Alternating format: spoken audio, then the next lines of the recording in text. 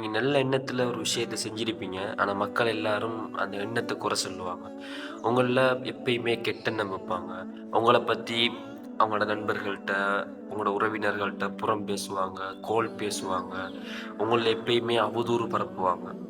ஆனா, அது எதுவுமே உங்களுக்கு பாதிப்பை ஏற்படுத்தாது. அல்லாஹ் தஆலா மனிதர்களின் உள்ளங்களில் உள்ளவற்றை அறிகிறான் அப்படின்னு குர்ஆன்ல சொல்றான். எனவே, உங்களோட உள்ளத்துல என்ன இருக்குன்னு அல்லாஹ்வுக்கு தெரியும். எனவே, அவங்க அப்படி நினைக்கிறதும், உங்கள பத்தி பேசுறதும், அது உங்களுக்கு எந்த பாதிப்பையும் ஏற்படுத்தாது. அதேபோல, மக்கள் எல்லாரும் உங்கள அதிகமா புகழலாம். உங்கள சாலிஹீன்கள்ன்ற லிஸ்ட்ல கொண்டு போய் வைக்கலாம். இரையச்சமுடையவர்கள், முத்தகீன்கள் என்கிற ஆடைய உங்களுக்கு அணிவிக்கலாம். ஆனா, அது எதுவுமே எந்த பிரயோசனத்தையும் உங்களுக்கு தராது. உங்களோட உள்ளங்களில் உள்ளவற்றை அல்லாஹ் அறிகிறான். எங்கட உள்ளத்துல உண்மையா என்ன இருக்குன்னு அல்லாஹ்வுக்கு தெரிஞ்சிருக்கும்போது, எங்கள சுத்தி இருக்கிறவங்க எல்லாரும் புகழ்ந்தாலும், எல்லாரும் எங்கள சாலிஹீன்கள் சொன்னாலும், அது எங்களுக்கு என்ன பிரயோசனத்த தரப்போகுது? எனவேதான் ஒரு ஹதீஸ எப்பவுமே நாங்க நினைவில் வச்சுக்கொள்ளணும். இன்னல்லாஹ லா யன்துரு இலா சுவரிக்கும்.